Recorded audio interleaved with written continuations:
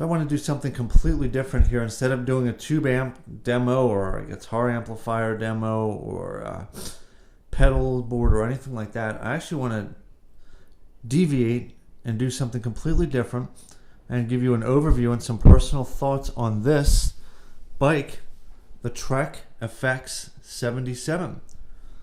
And there it is. Ta-da! This is a hybrid bike with upright handlebars here. As you can see, the stem there and upright. We don't have the Ram's Head road bike style handlebars.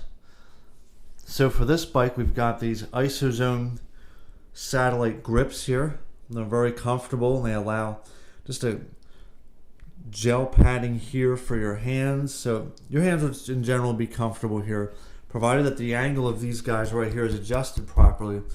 Your hands should be very comfortable on there. If you do need to adjust the angle of these, right there, turn that little hex screw there with your tool, and you can adjust the angle of these guys and get it working for you. Then we have Shimano 10-speed Tigra derailleur, and this one right here is for, of course, the rear. These are the triggers for the rear derailleur for fine gear adjustment. On the other side here we have the Shimano Tigra Double, and this is for the front derailleur, and here's the triggers for that. And we have 50 and 34 cogs on the front, 2 cogs on the front. We take a little look at the frame here. Very pretty. It has room for 2 bottle holders, so I have my Bontrager RL bottle holders on here. I always bring lots of water on my bike ride, or bike rides, that is. We got OCLV carbon frame.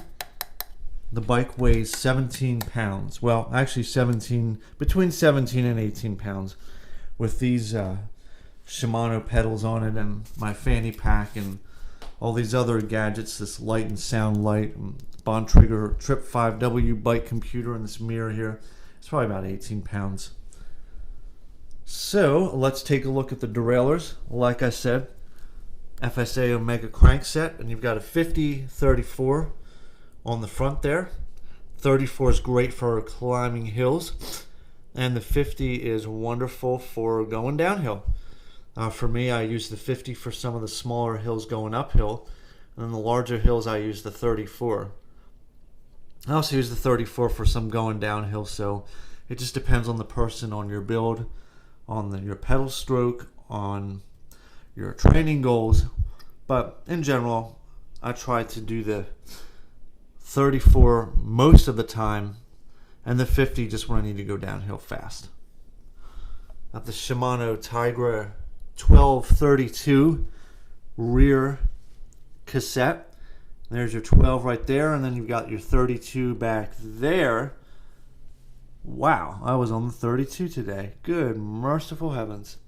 Okay, well that was probably cross-chaining the derailleur.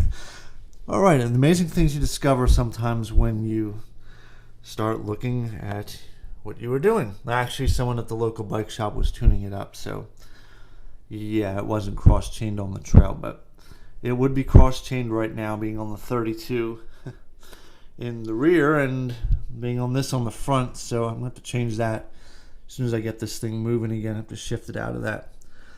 Avoid that cross-chaining there, which is not your friend, that's for sure. So incidentally, when this is cross-chained, I find that the ride is kind of clicky. It's a little bit noisy, but I don't find the feel of the pedals to be bad. Sometimes when the bike's cross-chained, the derailleurs are cross-chained, the feel is just not good. And it's clicky and loud. So this one's just kind of clicky and loud and lets you know that it's cross-chained. So in that case, if you need to find a gear but you're cross-chaining, then you'll want to switch cogs on the front and likely shift 1 or 2 down in the back to find the next gear that you would need that would be usable for the situation, whether you're accelerating or whether you're hitting a hill and you need to change gears there and you're stuck in a cross-chaining situation. Just switching cogs and then shifting maybe 1 down in the back is always good. All right, road tires. On this bike, you've got road tires. You don't have your standard low pressure or hybrid tires that get pumped up to 65 psi's.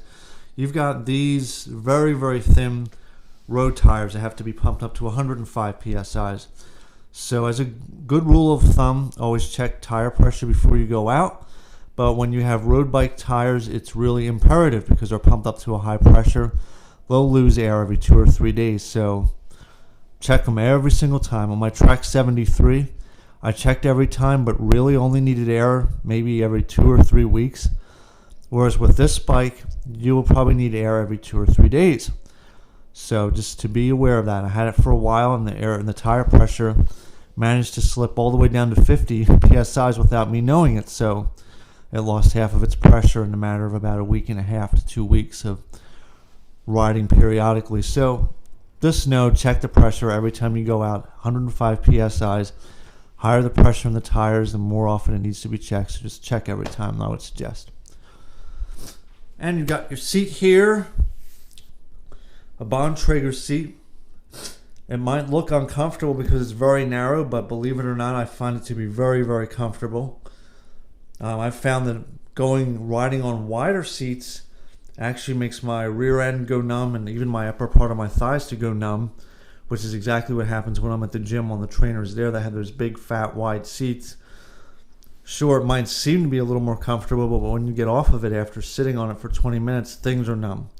With this narrow seat, it only covers the parts of you that need to be covered, and it is actually pretty comfortable, and you'll get off of it after a half an hour and you won't feel numb, which is exactly what I encountered during today's ride. A half an hour on without feeling numb at all when I got off to take a little break and get some Cliff Bars and some water there. So just be aware of that. It might not look good, but you want to try the seat out and give it a chance before you proceed to do anything additional with that. So coming down to the last things, now here's some personal thoughts and impressions very quickly and briefly. Got these Shimano pedals on here. I love them because they're two-sided. So this one side has teeth here, so you can just throw some shoes on and go and have fun.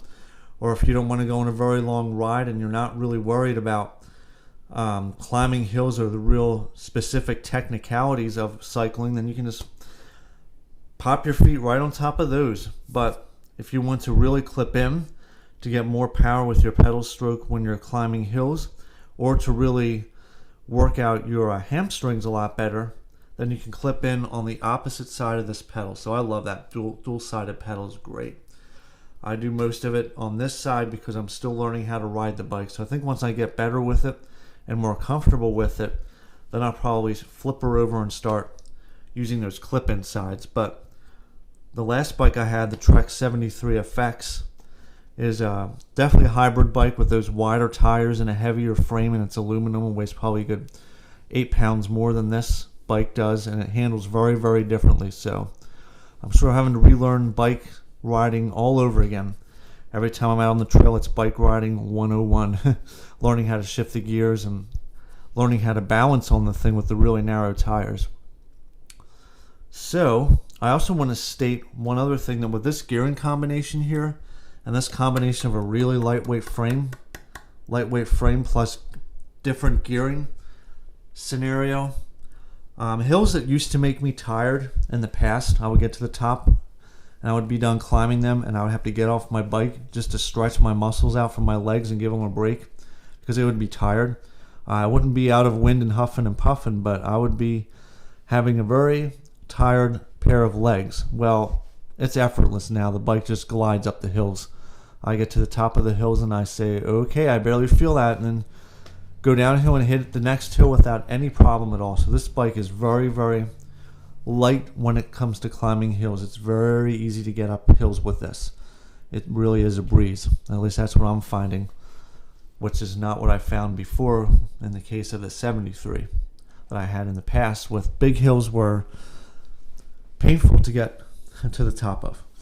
So that's just some personal experience that I've had there with the difference between the two bikes.